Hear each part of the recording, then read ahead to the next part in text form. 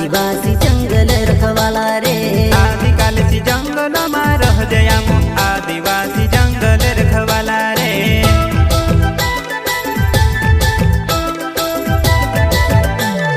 चल जंगल जमीन काज पूजे रे आदिवासी दुनिया ने रखवाला रे। बाप देव खतरी काज पूजे रे आदिवासी सबसे निराला रे।